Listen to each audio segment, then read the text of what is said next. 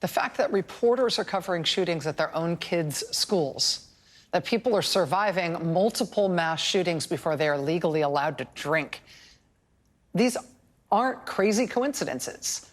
This is a measure of the prevalence of this problem in our country. This kind of stuff is happening over and over and over again because mass shootings really do happen that frequently in the United States.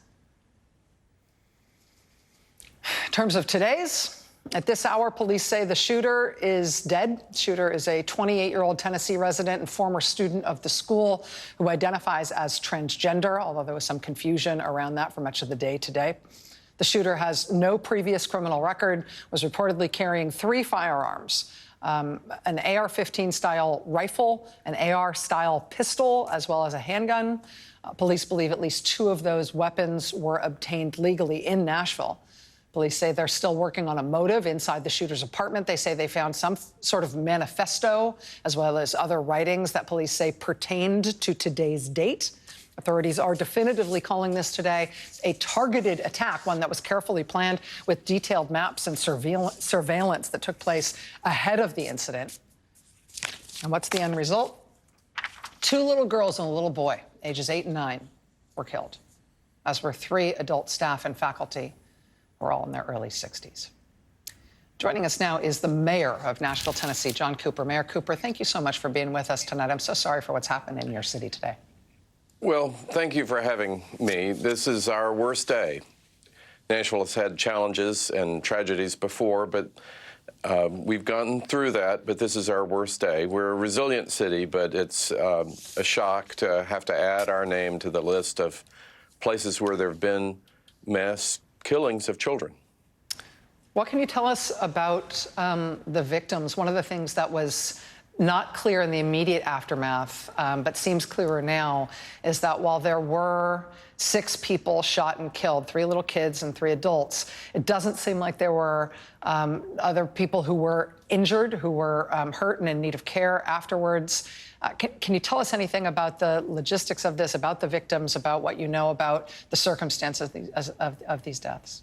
Well, the police are working hard. I suspect either tonight or tomorrow they'll be releasing body camera footage and maybe some footage from the school as they're trying to establish the timeline.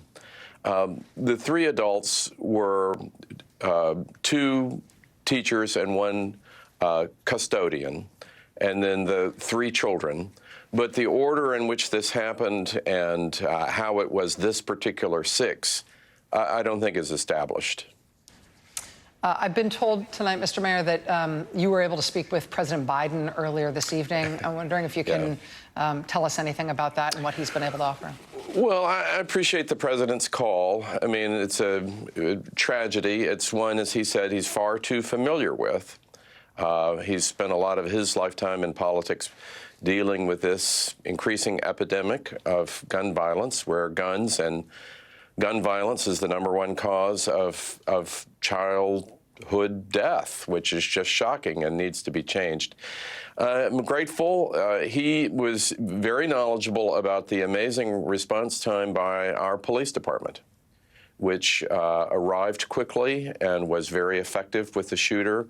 It could have been much worse, clearly.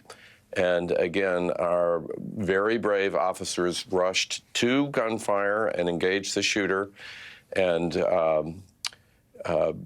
we're grateful for that, because it could have been much worse in a school filled with so many children. Mayor Cooper, is there anything that you and Nashville need tonight that you don't have? Well, we need to support each other. I mean, Nashville is a resilient city. We're a welcoming city. It's a shock that has happened here.